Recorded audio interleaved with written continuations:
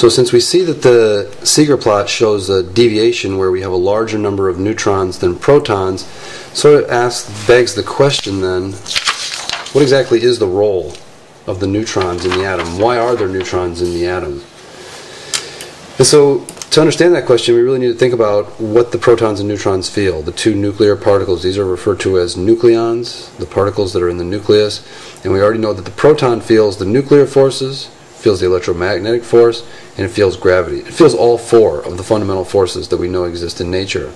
The neutrons, by contrast, are a little bit different because they do feel both of the nuclear forces, but they do not feel the electromagnetic force. And then just as the protons do, they feel gravity. Now remember, gravity is approximately, relative speaking, about 100 trillion times weaker than the strong nuclear force. So gravity is pretty inconsequential, but it's very relevant that the neutrons do not feel the electromagnetic force. So by adding neutrons, what we ultimately end up doing is we increase the attractive nuclear force. Each neutron increases the amount of attractive force binding the nucleus together without adding anything to the repulsive force. Because neutrons have no electric charge, they don't add to the repulsive portion of the nucleus, but they do add to the attractive portion. Now protons, on the other hand, actually do both. A proton feels the strong nuclear force, it produces a strong nuclear force, and so it does help to bind the nucleus together more strongly, but at the same time it also adds to the repulsive force, which is the force that's wanting to cause the nucleus to break apart or to essentially explode. So ultimately the role of the neutrons is to increase the stability of the nucleus to hold itself together.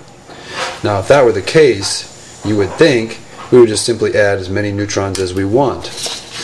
And you can see, if you remember the Seeger plot does sort of indicate that we do want to add a lot more neutrons. So why can't we add many neutrons? Why can't we have a variation of hydrogen with 1 proton and possibly 10 neutrons? Well, it turns out that there's a little bit of a problem. And the problem is that neutrons are actually themselves radioactive. That is to say that they break down. They become smaller particles. And so because the neutrons are not completely stable, now they are very stable, they're relatively stable as radioactive particles go, but if you exert pressure or too much attractive force, if you make the strong nuclear force too strong, then what you'll find is that the neutrons may undergo a spontaneous decay, and this is the one that's known as the beta decay. It's known as the beta decay because of course it releases a beta particle. Each of the decays is indicated according to the type of particle that they release. So we have sort of a general rule that we could make about the role of neutrons, and that is that if there are too many neutrons, or if there are too few neutrons, this will ultimately lead to instability in the nucleus. And so it's not a matter of simply just adding more neutrons and more neutrons create stability. Actually, neutrons can create more or less stability. It's more about having the appropriate amount than it is about adding as many as you can.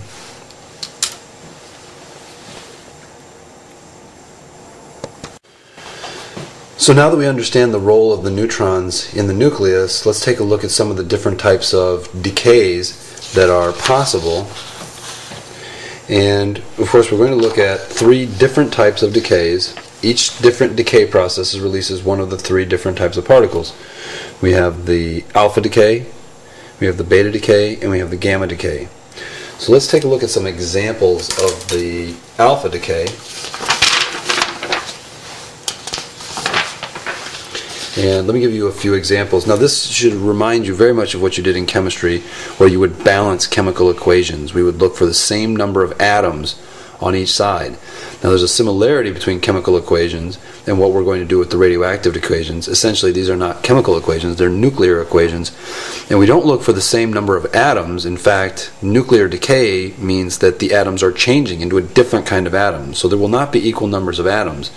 But what there should be is, there should be an equal number of A and Z particles on each side of the equation. So that is to say that I have to account for all of the mass and all of the proton numbers on both sides. That number should be equal. So if I add up all the A's on the left side of the equation and all of the A's on the right side of the equation, I should find that I get the same number. If I'm missing a number, then I know what to fill in because I know I have to make those two match up. And the same is true for the Z number. So let's give an example of a very well-known radioactive particle. This is uranium-238. Uranium has an atomic number of 92, so we use the same symbol that we use for the chemical equations, chemical reactions. We use an arrow. This one's going to undergo an alpha decay. Now an alpha decay means that it's going to release an alpha particle, so it means that I can add over here. Now remember, you can also use the symbol He to represent the alpha particle, because an alpha particle is essentially a helium nucleus. Now the A and the Z number have to match up on both sides. So that means I had 238 over here, and here's 4 of it. So that means that the particle that remains, the main portion of the nucleus, must have 4 less, or 234. And I have 2 for the proton number on this side. 2 protons went out with the alpha particle. That means that there must be 2 less of these particles. So that if I add 90 plus 2, I get 92, the same as on this side. If I add 234 to 4, I find that I get the 238 that I had on the other side. And it turns out we don't worry about this number. This number is not going to determine who we are. This number determines what atom that the uranium has turned into, and it turns out that number 90 is the chemical element thorium. Okay, so let's take a look at a couple more examples, and then we'll see some sort of general rule. Let's take a look at radium-224. And radium is atomic number 88. Will undergo an alpha decay. You should feel free, if you prefer to, so that it's clear to you what's going on, you can actually write the word alpha decay. You don't have to, but sometimes it makes it a little more clear as to what's going on exactly. Now obviously if an alpha decay occurs, then that means that we're going to release an alpha particle. I have 88 on the left, I got 2 on the right. That means that there must be 86 that are not still accounted for. 224 on the left, 4 on the right. That means that this particle must have a mass of 220, an atomic number of 86, and that is the chemical element radon. And let's do just one last example just for completeness. Let's take an element that you might not have heard of called polonium. And that is 212, polonium-212. Polonium has an atomic number of 84. One thing you should notice is that when we undergo these alpha decays, you typically tend to be looking at very large atoms. 92 uranium, this is the largest naturally occurring atom on the Earth. Polonium undergoes an alpha decay, releases the alpha particle. All we have to do is match up the numbers on the right. I've got 84 over here and 2 here. That means that there's 82 left. Because there's 82 left, that means that this must be lead. 212 on the left, 4 on the right. That means that there must be 208.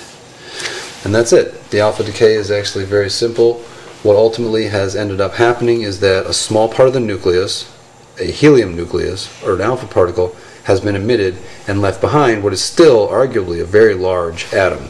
Just a small piece of it comes off. Okay? So if we look at the next type of decay, this type is called the beta decay.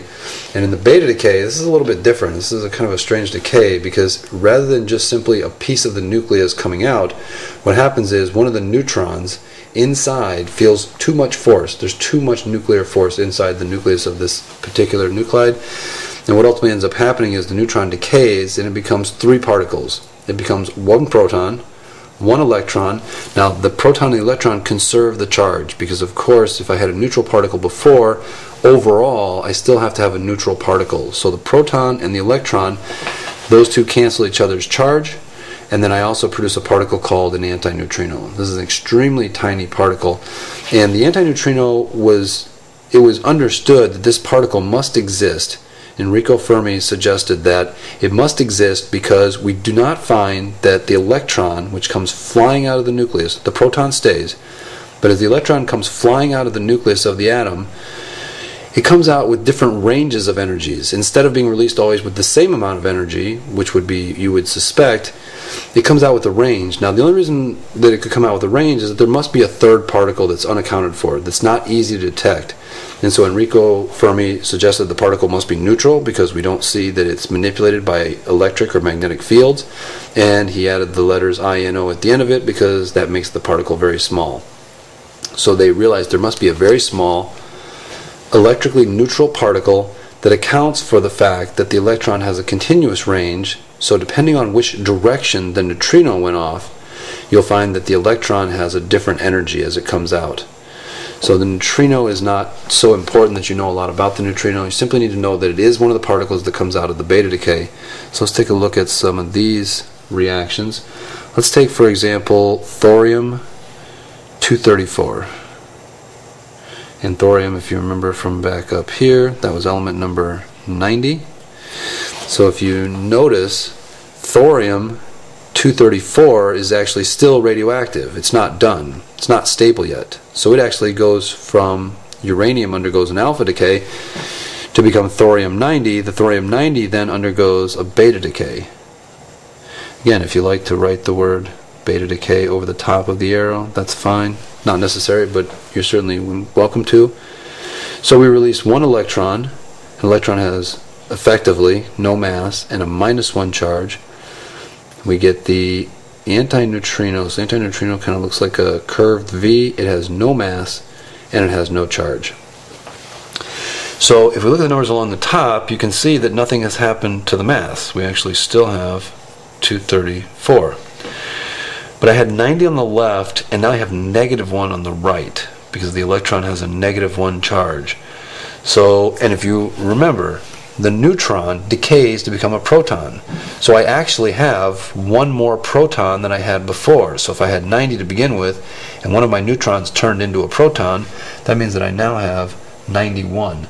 This element has actually gone up the periodic table. It has not increased its mass, but it has increased its atomic number. So it's actually moving up the periodic table to become the chemical element protactinium, a very little known element on the periodic table. So let's take a look at a couple of more examples. These all basically go exactly the same. So if we use lead-214, so we already looked at one version of lead-208. Here's another version of lead.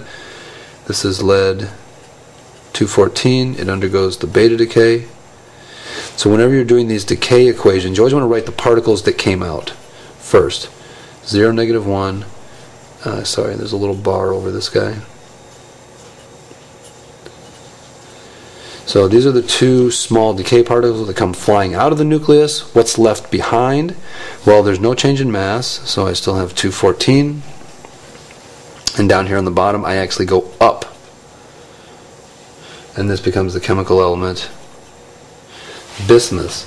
So now if I look at the numbers along the bottom, the Z numbers, 83 plus -1 is 82, matches what's on the left side. 214 plus nothing gives me 214 on the left side. So let's just look at one last one. This one's a very interesting one because this is going on in your body. Carbon-14.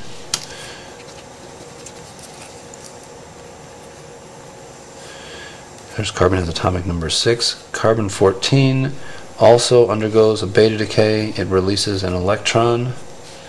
It releases a antineutrino. And of course it moves up 1 in the periodic table, so it becomes element number 7. It doesn't change the mass. That's 14, and that's nitrogen, and that's a stable atom. We'll talk more about carbon-14. It's a very useful atom in terms of determining the age of things that are reasonably old. We'll say between a few thousand years old up to as much as 50 to maybe 100,000 years old. We can use the carbon-14 that's present in those biological organisms. Of course, carbon's very common in biological organisms, to determine how old those objects are.